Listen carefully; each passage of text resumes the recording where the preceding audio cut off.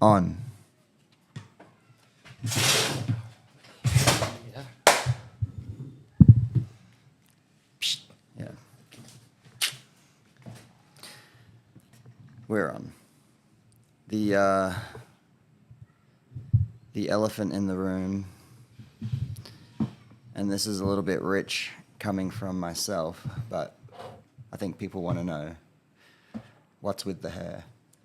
Yeah, so I actually haven't we haven't officially announced it. Like everyone probably knows in the gym, but some of our family don't even know. But Bree, my wife, she's pregnant. Some of your family don't know. No, some of my extended family we haven't told yet because we've been off social media for 4 months and we've just come back. But my wife is pregnant, 29 weeks, I believe. We're having another girl, and every time she's pregnant, it's her third time. Because the ultimate, and this will be political, but the ultimate sacrifice that she's putting herself through to bring life into the world is she's letting go of her body.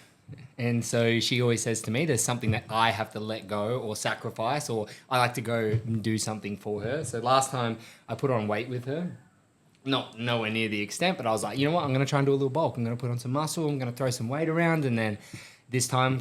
What a sacrifice. I know, what a humble sacrifice for me.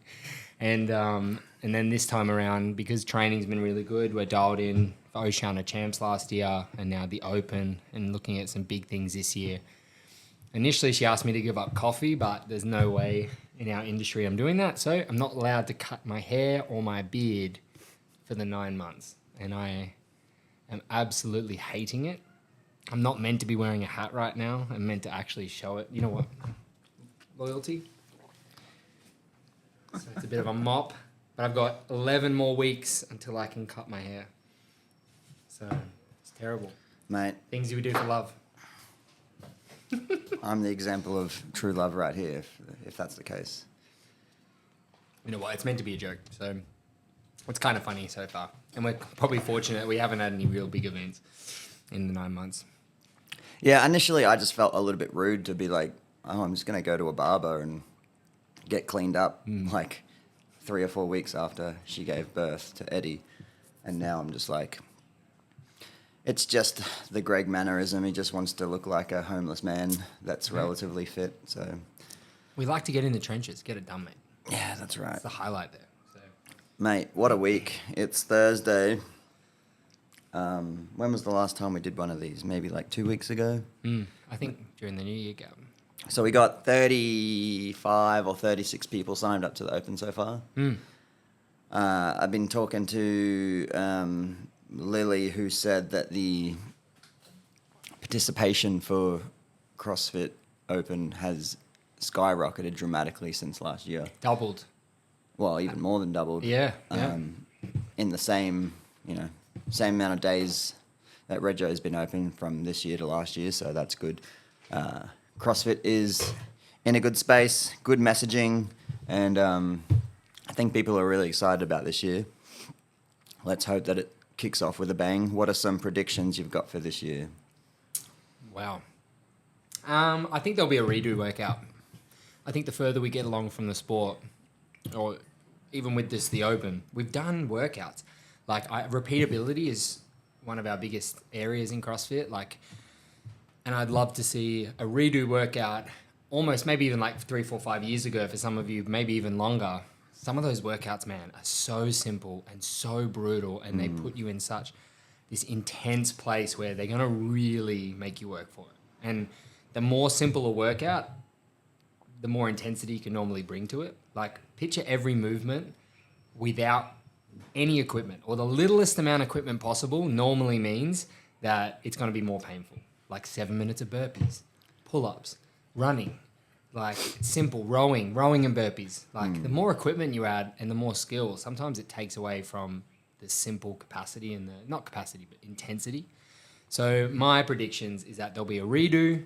It's already been hinted that there'll be a new movement in the Open this year by Dave Castro, who's programming it, which hinted, no guarantee, but some questions have been asked. And so I think that's pretty cool. That'd be exciting to see a new movement.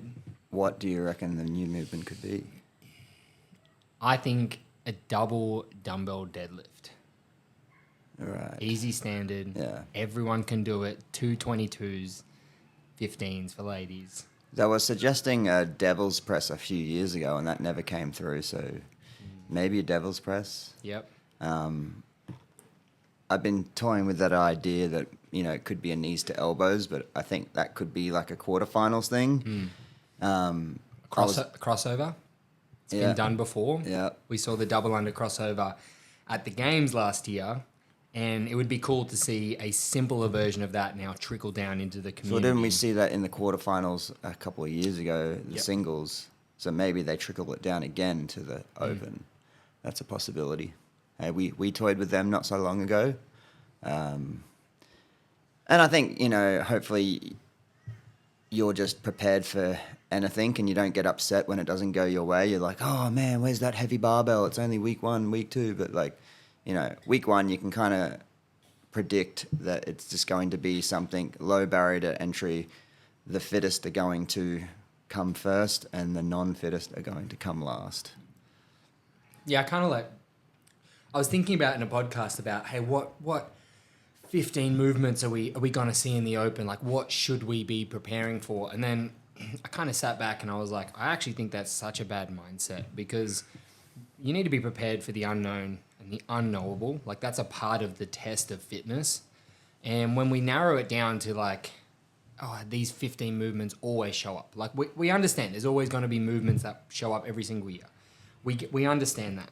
But I'm not a big fan of, now that we're 4 or 5 weeks out from the open, that we don't need to be just narrowing our training down to those specific movements. Like, I think it's such a negative when you just go, you know what, thrusters, I'm going to do thrusters 3 times a week.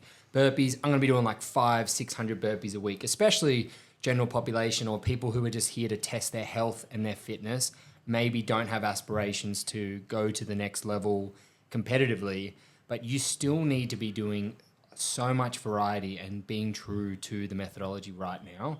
Don't worry about what so much is going to pop up in the future. Focus on your next session. Yeah. That being said, there is a reason why we do multiple similar movements over and over again, is because they are transferable. So yes, let's say, just for example, the knees to elbows does pop up. If you're really good at toes to bar, you will just naturally adapt to the knees to elbows. And if you're really good at deadlifts, you'll naturally adapt to double deadlifts, double dumbbell deadlifts, or something like that. So I feel like it would almost be amiss to just try to do every single movement you can think of and be like, I've got to at least do it once before it gets announced. Because I think the purpose would be for Dave Castro to kind of be like, what are people not doing? But hopefully if you're doing real CrossFit, there's going to be some skill transfer from all the movements that you're doing that are, just tried and tested in our level 1 and just in our methodology, that you will be able to adapt on the fly because you're a CrossFitter. So you don't need to be practicing backwards single unders, and all that stuff. But if it pops up, you're athletic enough to adapt, and you've got a couple of days to adapt to it. Yeah. And this is probably a big one as well. Every single movement is a tool used to create stimulus. And so what I mean by this is a thruster, a back squat, an air squat, a lunge, all these things create stimulus in your legs. Or if that's the intent of the workout with how we program rep ranges and energy systems. But you can become a better squatter. You don't have to back squat 5x5 every week just to become a better squatter. If you want to become better at air squats, especially, or your squatting capacity over 100 reps, let's say, you don't have to go out and do 100 air squats every single time. This is the beauty of the methodology, is constantly varied. We can create stimulus through different movement patterns and through different, like you said, programs and energy systems. And this is a massive one that we've tried to aspire to do for our programming. You don't have to front squat every week. You don't have to do thrusters every week. I can give you that stimulus, or we can give you that stimulus by programming other things. And this is why narrowing your training down just for the open, you're maybe even missing out on adaptations because you're so focused on 10, 12, 15 movements, when you're missing out on this whole world of variety and areas that you don't even know that you could be getting better if you apply them to your training program. Yeah. Yeah, I mean, same thing, what I just mentioned before.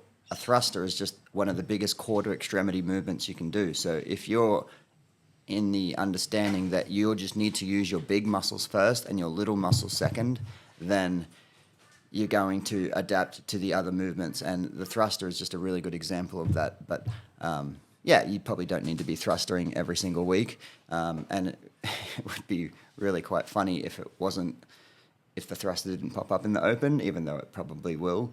But maybe it's not the hero part of the workout as well, where people get G'd up, and it might be paired with something that, maybe a burpee. And then, the workout is more burpee related and not just, the thruster is just an annoyance in there. What do you reckon? You told me, you asked me, what do you think is going to pop up in the open? I kind of think more from like a feeling kind of thing. I think there's going to be 3 workouts that really try to test different energy systems, like you said. So I keep going back to the workout that we did last week with the single unders, the devil press, and the lunges.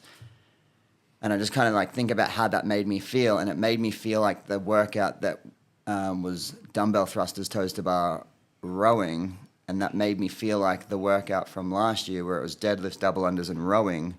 And it's just like these 20-minute AMRAPs that feel like Cindy, that you get way over 10, 15 rounds, and nothing actually feels that hard in the form of the movement itself. It's more about the anxiety that you're getting to be like, can I continue this pace? Which is kind of the same feeling I get when I do Cindy. So I reckon there's going to be like a Cindy-style workout where it's just like a triplet, 3 movements, rep range is low, volume is high, and that's what I'm going to probably predict for like week 1, because that'll sort of kick things off with a bang. Then I'm predicting like a couplet, like a squat pattern followed by something else that is really just dependent on your muscular endurance in the legs. And then maybe something new, funky, like a different like twist on like how to toy with a rep scheme, or like introducing rest in there for some reason, or progressing with movements like toes to bar, chest to bar, bar muscle up. So I'm kind of like leaning more towards that mindset of like what I'm predicting this year, rather than like a weird movement that we haven't seen. Yeah. I think week 1 is really important, and they do it really well. So like, I'm only saying what the obvious is, but the limiter on week 1 should not be a skill, and it should not be a specific movement that stops you from progressing. So I'm talking like, I think even 100 kilo deadlift, I don't want to see it week 1. Like that's how 70 for ladies. That's how normal RX weight. I hope that doesn't show up. Like I've loved the last few years where it's been, hey, this is just an easy dumbbell. We're gonna burpee. We're gonna lunge. We're gonna row. Maybe it's rowing this year. We bring it on week 1. Like maybe not easy on the affiliates, but like I hope there's no skill or it's a low barrier to entry for that week 1 that everyone can just come in and, like you said, the fittest are going to step up and dominate and show you what intensity really is. Yeah. And most of the time for me, like personally, that's always my worst workout because I've lacked in my metabolic conditioning. And week 1, it always gets exposed. And I'm so pumped this year, and I hope it's something that I can really test myself. But I think for the affiliates and for our members, it'd be so good to see something very consistent with what we have the last few years, just some slight tweaks to give us that variation. But yeah, I think the best will win the workout, and not because of the high skill, not because there's a heavy barbell, but because they just know how to hurt more than anyone else. Yeah. And everyone can do the movements, hopefully, week 1, and it just comes down to the ability and the will. Thinking back to our workouts this week, is there anything that stood out? I can't even think back from yesterday, but what did we do on Monday? The strict pull-ups, shoulder press, and then we progressed it to barbell push press and bar muscle ups. Real fun workout, man. You couldn't have programmed a better workout. I really liked it. Yeah. I remember doing a variation of that rep scheme fortnightly, way back in the day. It was 21, 18, 15, 12, 9, 6, 3. I remember doing one. It was the standard was nose to floor strict handstand push-up. Oh. So you had to go down, look at the ground, and touch your nose to the floor, so there was no bouncing, Yeah. and an L-sit pull-up. And back then, it was kind of like, these workouts are taking like 40 to 50 minutes because you end up just doing one rep at a time because your feet have to be above the hips. And now it's kind of like, maybe we just get a little bit of a kick going on, or you bang your head on the floor and you just try to like knock out 5 or 10 in a row. But yeah, back then I remember it was just all about like control and not changing directions fast. But yeah, I've done variations of this workout over and over and over again, and I think we've done it at Dux as well, where it's just as simple as a push up and a pull up, or a handstand push up and a strict chest to bar pull up, or something like that. But what I really liked about Monday was, we talk about this so much, Greg, like the difference between a training piece and then a test. And Yes. like, I think both have a place. And when I mean a test, both have a place in your weekly training program, but a training piece, there almost needs to be a specific goal in mind for this workout that we're not actually trying to rush through. We're trying to live where we suck. We're trying to live through the hurt almost. And like Monday was a perfect example. We're probably not going to see something like strict pull-ups and a strict shoulder press in a workout. Like, you definitely could, but there are better ways to get power output in other movements, hence why we normally program these big, dynamic, fast movements that require massive amounts of muscle contraction. When we do something like a strict press and then a strict pull-up, that workout should have been for like, and how we briefed it was for quality, almost at the start. Like, hey, this is going to suck at the start. This is going to be slow. This is going to test your muscular endurance. And then as you progress, it will get fast and you'll be able to send it and push it with the push press and the bar muscle ups. But that is a beautiful training piece. We won't see that in any test online. It won't pop up in the open, but you're going to become a better athlete by doing those training pieces. Yeah. Versus, an example will be Saturday, maybe not Saturday, it's a partner workout, but if we did a 5-round for time of like deadlifts, wall walks, and double unders, like that's a test. I want you to lean into some discomfort. Let's absolutely full send, hit the wall. Nothing's really going to slow you down. But a training piece, 1-for-1. Yeah. Training piece could be there's a specific stimulus we're going to hit, intervals. EMOMs are really good training pieces like yesterday, where we're not actually putting a score in. We're not versing the clock. We're trying to get stimulus in a workout and try and become a better athlete. Yeah. Yeah, I looked at Monday like 2 workouts, really. It was 21, 18, 15, and there was like a lot of deliberate braking in there, and really learn a lot about how long you have to rest before you can get up and do another 3 to 5 strict pull-ups or shoulder press. And then when I get to the 12, I'm just like, I'll switch gears, and I'll be like, all right, I'm here now. I've hit a little bit of pre-fatigue. Let's see how my technique holds up. Tuesday was... Every day. Yes, power cleans, far out. 10. You right? 10, 8, 6, 4, 2. Yeah, I'm good. Very good. I'm just sweating bullets here. Yeah, eh? it's hot. It's hot. It brought back Bear Complex vibes or Gwen vibes. That 10 and the 8 was just like rocking my world. But yeah, I love that rep scheme, and we've been toying with it a lot now lately, and it hits 2 birds with 1 stone. You can still find that top end strength, and you can still focus on that muscular endurance. And even doing the 10s and the 8s, people might not be thinking about this, but it's really like testing your efficiency as well. If that bar's creeping away from your body, you end up working a lot harder. And I think naturally people just figure it out without any verbal cues or without any good coaching. They're just like, oh, that one felt harder. I'm going to keep this one closer. And you just naturally figure that out.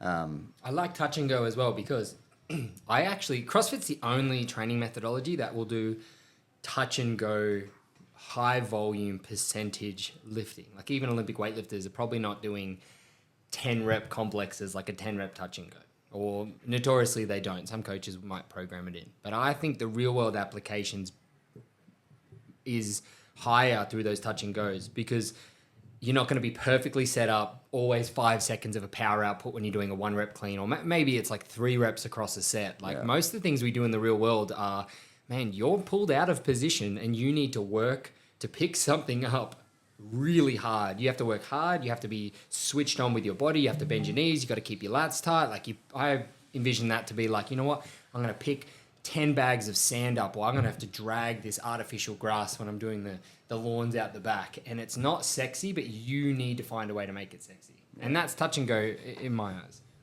Yeah. Big fan. What's our next 10-8-6-4-2 we're going to be doing? What was it? Well, we were talking about power snatches next week. Yeah, so right. the contrast of cleans, which would be almost a workout. So it kind of scares me a little bit. I think that might be harder, hey? Like, yeah. Anyway. Large loads, long distances, and quickly.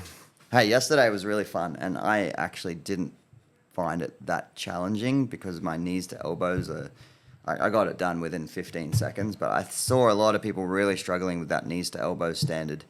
That knees to elbows has been inside the CrossFit journey since the beginning, and it was actually introduced to as a calisthenics kind of a progression, because especially the strict version, when you push your body back behind the bar and you engage that lats and you cover so much distance with your back, all of a sudden your knees just have to come up a little bit and you're not covering all that distance with your hip flexors, and it's just a monster of an exercise, especially done strict. So it kind of got pushed off to the side when the sport got popularized, but I still find that the strict knees to elbows, or just the knees to elbows in general, really exposes a lot of people's weaknesses, and if you suck at it, you probably suck at high rep toes to bar, or you suck at that straight arm strength to help get you back behind a bar muscle up. And so I'm keen to continue to ride with that knees to elbows standard, whether it pops up in the open or quarterfinals or not. It's a staple in the methodology, which, you know, maybe we have been neglecting a little bit. And that's another perfect example of you don't have to do toe to bars every single week to get better at toe to bars. There are other tools, GHDs, knee to elbows, strict work.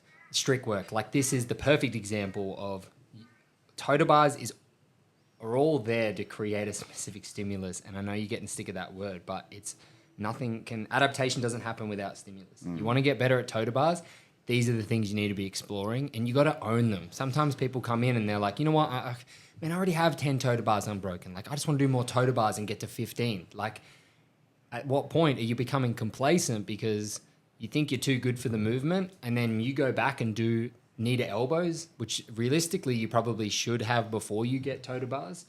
You're just going to get humbled, and that's how you're going to become better at a bigger power output movement like toe to bar. Yeah.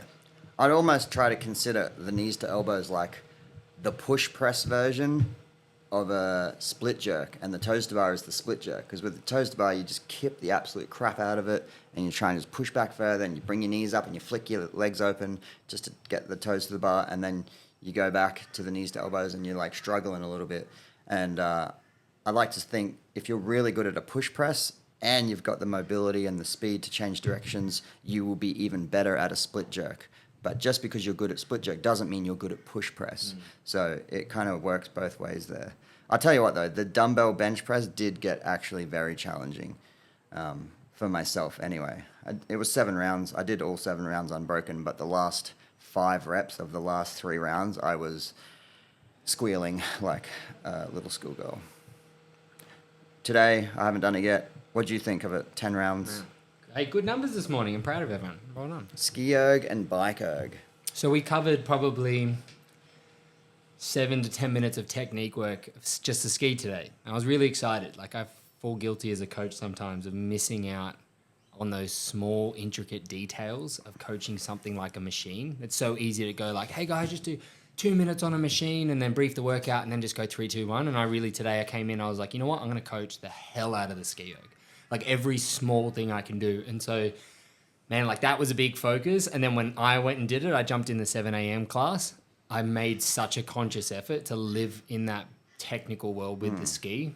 And, like, the bike's the bike. Like, I mean, there's small things with the damper and everything. But, man, we see it all the time. Like, they're those small 1% things that can make so much difference in your workouts. Because if your technique if you're more efficient with every single stroke on the ski, you're using less energy on every single stroke. So therefore, either your power output's going to be higher because your technique's better, or you're going to be using less energy per stroke. So you'll have more fitness for later in the workout because you've been more efficient now.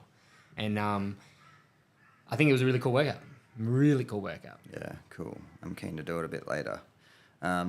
We obviously haven't been training with each other very often because you're a lot more of a morning person now and I'm more of an afternoon person now. But has training been going good? Yeah, really good, man. Really good. I mean, I would... I'm ready to prove this, not just say it, but...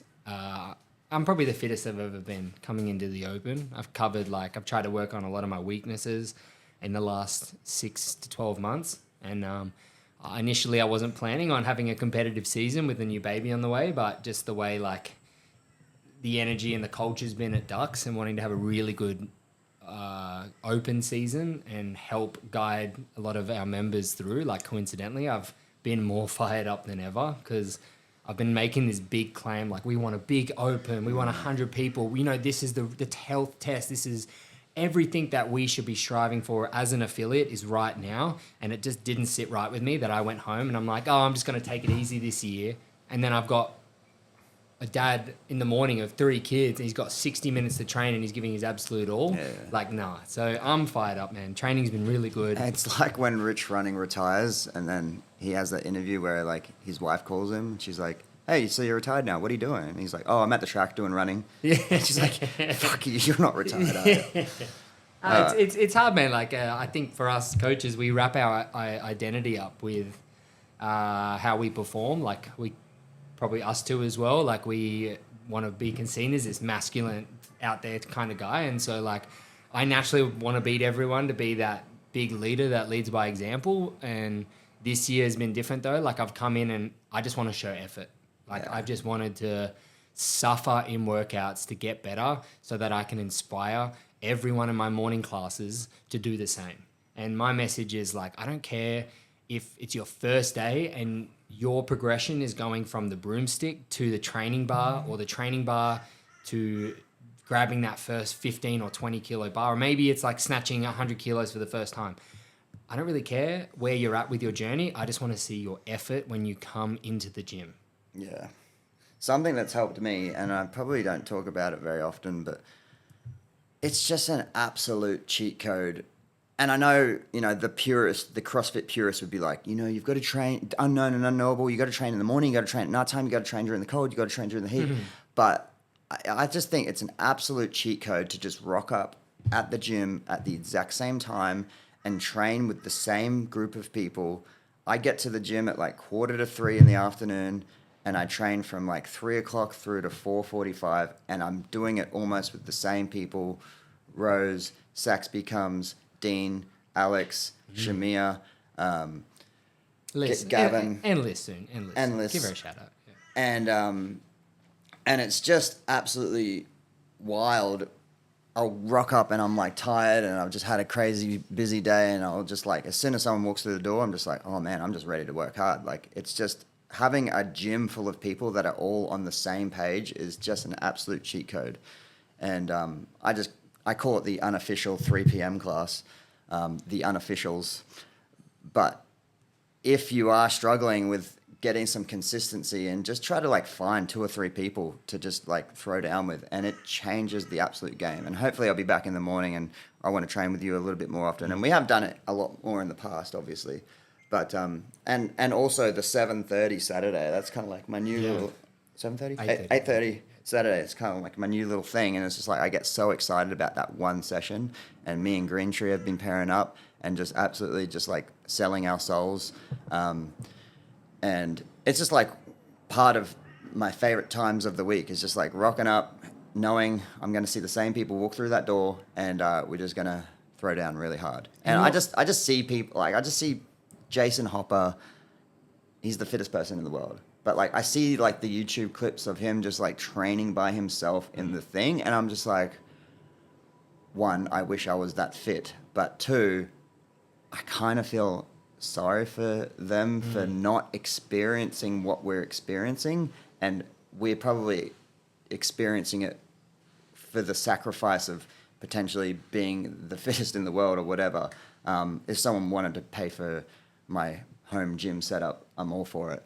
But like, it just looks like a lot of the top athletes miss the magic of the community sometimes, and like you just jumping into like a gym class, and I'm sure a lot of them do that as well. But I'm just like, I just find it such a cheat code to just have a group of people, and it's just it's the most favorite part of the day. And for like me. this is CrossFit right here. CrossFit, like for those guys and the CrossFit Games athletes, for them it's a job. Like realistically, apart from their ego wanting to say they're the fittest man and woman on earth, some of them that's their income. So I get it. There's things that you have to do in your job that sometimes are not the pretty things. Everybody has that with their day-to-day life. But CrossFit for me is the community. It is the cornerstone and the pillar of every single community that we live in. So what I mean by that is, it doesn't matter what your job is. It doesn't matter if you got kids, if you're finishing school, if you have your boss prying on you, if you got your first kid that's about to be born. Like, you walk into a CrossFit gym, no one is better or superior to anyone else. We're all the same.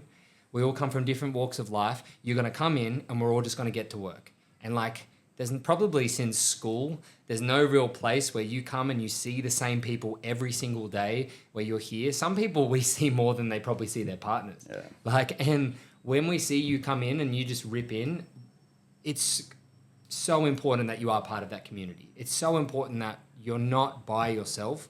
And like, I can speak on this experience as well. I was a typical kid that came into CrossFit and I was like, you know what, man, I'm going to games. This is easy. I played rugby. I played a real sport before this. I have the mindset. I'm athletic. I'm 6'3". I can jump. I can lift. I've got the mindset. I've got the time. I came in and I was like, this is not what CrossFit is. And in the last 12 months, all I've been doing is doing the class programming every single day that I'm here and it's accessible to me. I'm doing the class programming. In the afternoons, I'm fortunate enough to have a family that makes sacrifices so I can go train, and I go for a run and I do my bike riding and I like to get outside the gym.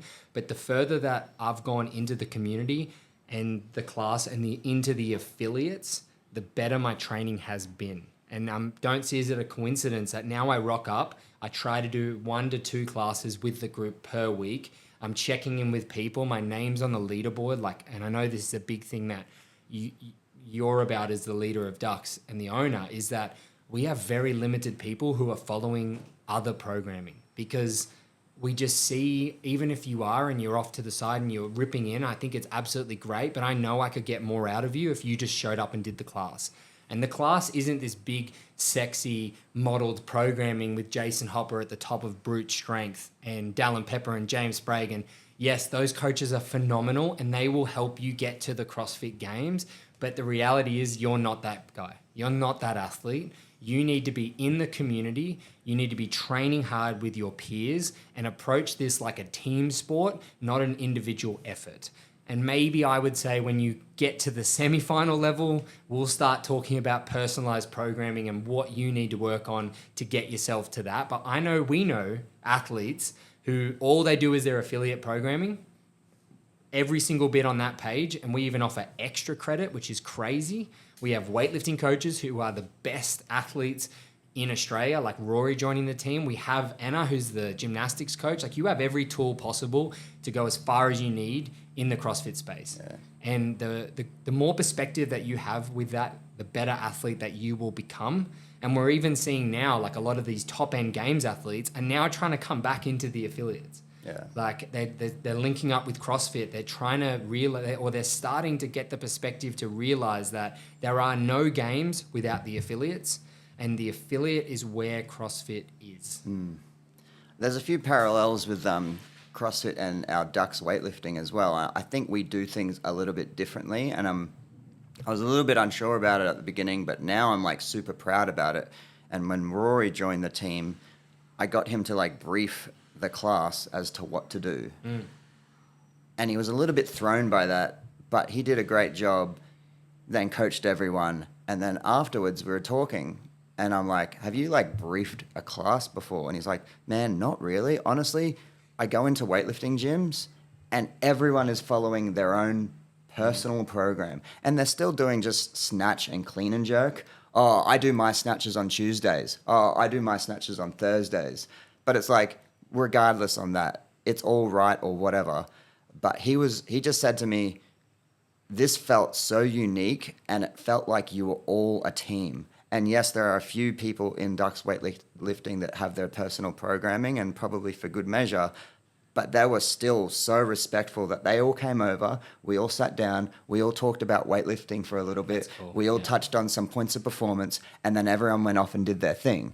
And he was just like, man, you guys felt like a weightlifting team. And it just made me think like, man, I think we're on the right path here and let's continue this rather than just like 18 to 25 people just following their own program they're still doing snatches. Oh, I'm at my 3s now. Oh, what are you doing 2s? It's just like, man, you just suffer together, like work hard. And it was just really special for me. So I'm really excited about the journey of that and what Rory has to offer as well. Let's just wrap up with Friday, and we should probably just mention what Saturday is as well. So Friday, tomorrow, dude, this is a crazy workout tomorrow. You guys, there'll be a lot of intensity given tomorrow. So you're going to do some priming snatches at the start and just hit some positions with a power snatch and an overhead squat. And then your workout tomorrow will be 10 rounds, 1-for-1 with a partner, so 5 rounds each. I think it's 10 burpee box jumps and then 15 overhead squats. Was it 43.29? Yeah. Yeah. So our normal RX weight we'd normally see in the open, and that's going to be spicy. I want to see who's got the balls to pick that barbell up and hold it. So just following on from our 10 burpee box jumps every minute on the minute for 10 minutes, now you're going to do 10 burpee box jumps. We want you to pick up a barbell, relatively high skill exercise, and we want you to just squat with it 15 times, but then you get that rest. And hopefully that doing 10 rounds every minute on the minute gave you a bit of confidence to be able to attack this. And you're going to have a little bit longer rest now, and you're only going to be doing half the volume of the burpee box jumps. And then Saturday... you'll have to brief that. Yeah, so I was just watching a little bit of CrossFit Games, and I saw the Albany grip trip, which was 5 rounds for time, run a certain amount of distance on the assault runner, fat bar deadlifts, and handstand walks. So we're going to do the Kelvin Grove grip trip, which is in pairs.